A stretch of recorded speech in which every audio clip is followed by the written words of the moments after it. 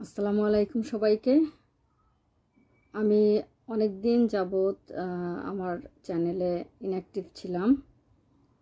তো দেশের এমন পরিস্থিতিতে আসলে নিজেকে আর চুপচাপ রাখতে পারছি না। যদিও আমি নিয়মিতই সংবাদ দেখছি, বিভিন্ন চ্যানেলগুলো দেখছি, ফেসবুক সব কিছুই দেখছি এবং আমি শেয়ারও করেছি, অনেক মাঝে মাঝে কিছু পোস্ট দেওয়ার চেষ্টাও করেছি।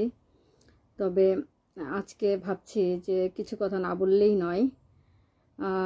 আসলে আমার নিজেরও রাজনীতি সম্পর্কে যে খুব ভালো ধারণা আছে তা না, এবং আমি নিজেও যথেষ্ট ভীতু প্রকৃতির একজন মানুষ।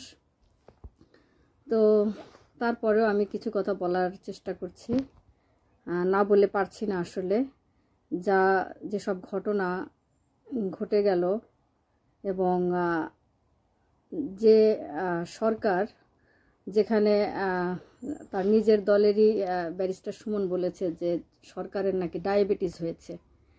তো যাই হোক, হয়তোবা অসুস্থ সরকার।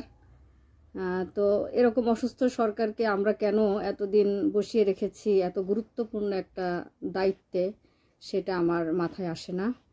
আর জনমানুষের সামনে যা বলা যায় না, বা একের পর এক এরকম বিতর্কিত বক্তব্য যে সরকার দিয়ে যাচ্ছে, বা তার দ্বারা পরিচালিত বাহিনীগুলো তাকে রক্ষা করবার জন্য যেরকম প্রচেষ্টা, মানে বোকা বোকা টাইপের প্রচেষ্টা এতদিন চালিয়ে গিয়েছেন, এবং যেভাবে সে তার পেটোয়া বাহিনীগুলোকে, সর্বোচ্চ বাহিনীগুলোকে দিয়ে যেভাবে রক্তের হোলি খেলাগুলো এই পর্যন্ত চালিয়ে গিয়েছেন, বা যেভাবে আমাদের কোমলমতি বাচ্চাদেরকে, শিক্ষার্থীদেরকে এখনো পর্যন্ত এই যে খুন গুম করেই যাচ্ছেন, তার কাছে এখন আবার যে আমরা বিচার চাচ্ছি, কেন? তার কাছে বিচার চাওয়ার তো কিছু নাই। একটা অসুস্থ সরকার, একটা বুদ্ধি প্রতিবন্ধী সরকার, এবং যে সরকার অন্যের দ্বারা পরিচালিত হয়, তার কাছে তো বিচার চাওয়ার কিছু নাই। অন্তত আমার ক্ষুদ্র জ্ঞানে সেটাই বলে।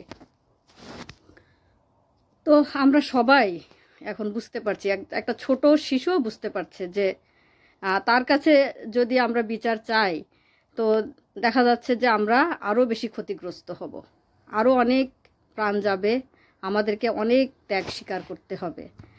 এই কারণে আমার কাছে মনে হয় যে এখন আর সময় ক্ষেপণ করে এই ধ্বংসলীলাকে আর চালিয়ে দেওয়ার সুযোগ নাই, সময় নাই।